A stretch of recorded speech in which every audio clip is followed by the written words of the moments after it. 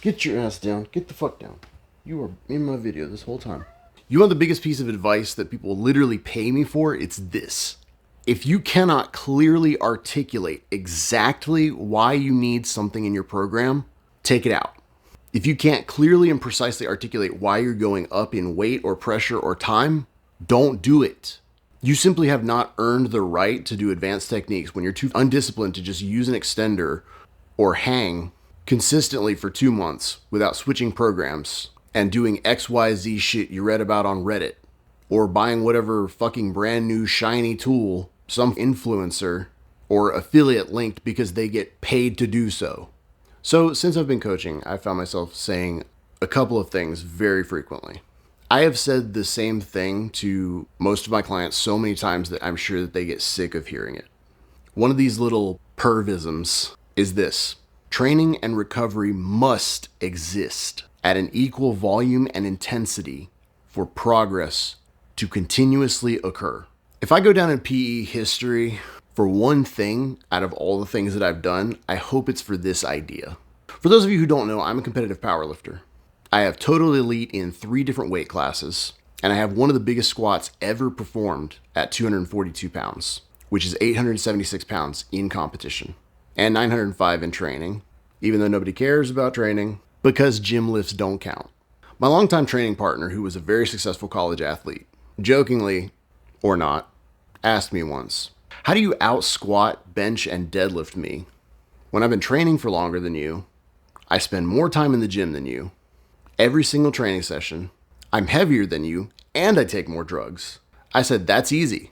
I out recover you." At that period of time, I had 2 entire days out of my training week where I would train mobility and flexibility. I would work on movement patterns and do prehabilitation to bulletproof myself against injury.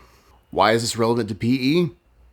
Because most of the guys that come to me only come to me after they've tried it on their own, and they've plateaued or can't gain anything. The common theme among most of them, and 90% of the people who come to me that have stalled or haven't made any progress at all, is this: they are typically doing too much to cause damage and nothing to heal from it. Training doesn't make you grow. Recovering from training makes you grow. And few, if any, of the guys that I have worked with truly understand this. The guys who I see that have 15-minute warm-ups and then do high-tension extending using infrared, heat, massage guns, gua sha boards, vibration, bundled stretching, bundled extending, pump-assisted clamping, rapid interval pumping, and of course an ADS every day for 13 hours, are exactly like my old training partner. They are simply doing too much for the level of recovery that they create. So it's true. Oftentimes I would leave the gym after working up to a single set of a big squat and doing literally nothing else. No back extensions, hamstring curls, good mornings, belt squats, just nothing. I should mention it does take a couple hours to actually warm up to a 900-pound squat, but that's not the point. So what am I saying? Am I saying that all of those PE exercises that I just listed off, as well as all the muscle building exercises that I just listed off, are useless? No, that's not what I'm saying. I'd often come back into the gym on another day and train those body parts. And I do in fact recommend some of those techniques for some of my PE clients. My point is this: you only grow from what you recover from. So there is no point in doing more work to create strain when you do little to nothing to recover from it. So often, I find myself cutting 30 to 60% out of guys' routine in PE, completely out, and then they grow. So why does this happen, and what does this actually mean? So one of the core principles of successful PE practices is being patient enough not to unnecessarily add shit in.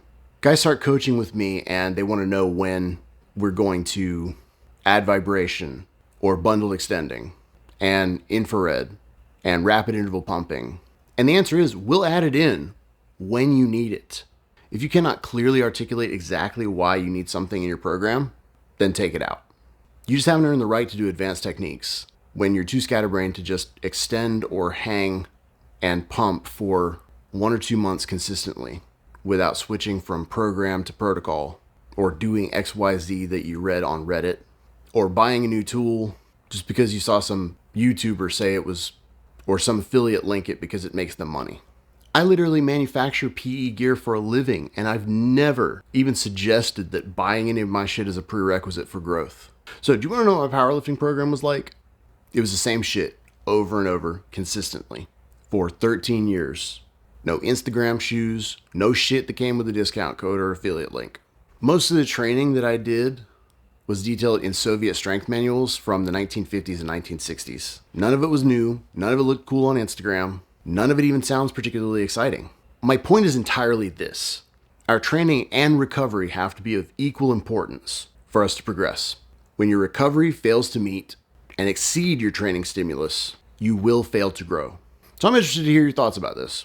I will likely make another video about this and go into specific protocols that I use to assess fatigue and overtraining in my clients, along with the interventions that I use to actually accelerate recovery when we do discover a deficiency. If you're interested in seeing it, please like and subscribe to this video. And as always, visit massivenovelties.com for all your PE training needs.